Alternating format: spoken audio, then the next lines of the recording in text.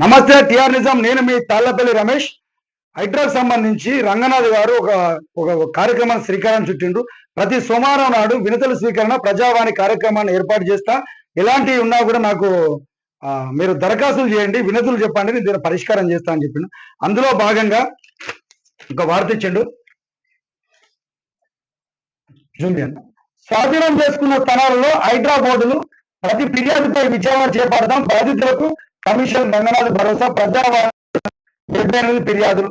ఇంతవరకు అక్రమార్కుల నుంచి స్వాధీనపరుచుకున్నటువంటి స్థలాలను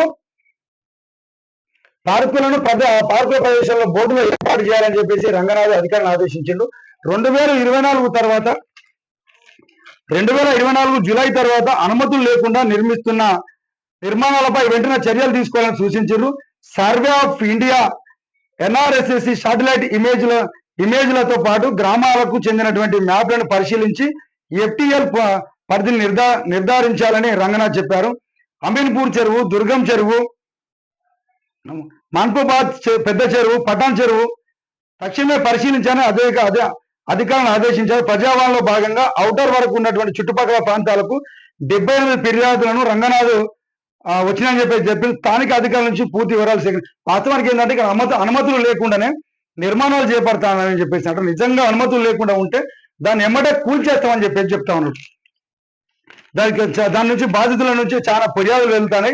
దానిపైన మీరు ఎమ్మటే చర్యలు చేయకుండా కింది సిబ్బందికి ఆదేశాలు జారీ చేసిండు. బాధితుల వద్దకు వెళ్ళాలి, విచారణ చేపట్టాలని చెప్పేసి చెప్పింది. ఎందుకంటే మీరు ఇక్కడనే కూర్చొని ఏదో చేస్తే కరెక్ట్ కాదు. ఎవరైతే దానికి సంబంధించినటువంటి బాధితులు మీకు వినతులు ఇచ్చిండో దానికి అధికారులు అక్కడికి పోయి దాన్ని పరిశీలన చేసి దాన్ని వీలైతే కూల్చేయాలని చెప్పేసి అంటారు. ఎక్కడైతే ఇంకొక మాట ఇచ్చేసి అంటారు, అక్రమ నిర్మాణాలు అనేవి బాగా జరుగుతూ ఉన్నాయి. ఆ అక్రమ నిర్మాణాలను మాత్రం ఎమ్మటే కూల్చాల్సిన అవసరం ఉంటుంది. ఇంకోటి పర్మిషన్ G+2, 3K పర్మిషన్ తీసుకుంటా ఉన్నారు, కానీ ఎక్కువ మొత్తంలో వాళ్ళు నిర్మాణం చేపడతా ఉన్నారు. కాబట్టి అలాంటి దానిపైన ఎవరు స్పందించినా కూడా వాటిని చేసి వాళ్ళని ఆపండి, వాళ్ళు ఆపని పరిణామంలో వాళ్ళని కూల్చేయండి అని చెప్పేసి చెప్తా ఉన్నాడు. ఈ రోజు నుంచి మేము అక్రమ నిర్మాణాలకు సంబంధించింది ప్రతి విషయాన్ని ఆ జిహెచ్ఎంసీ అధికారులకు మేము ఫార్వర్డ్ చేయడానికి సిద్ధంగా ఉన్నాం. టిఆర్ నిజం ఈ అక్రమ నిర్మాణాలపై నిరంతరంగా పోరాటం చేస్తుందని చెప్పేసి తెలియజేస్తున్నాం. అక్రమ నిర్మాణాలు చేసే వాళ్ళు అక్రమాలకు పాల్పడుతున్న ప్రభుత్వ అధికారులను వెంబడే స్పందించి అక్రమ నిర్మాణాలను అరికట్టాల్సిన అవసరం ఎంతైనా మీ పైన ఉన్నది.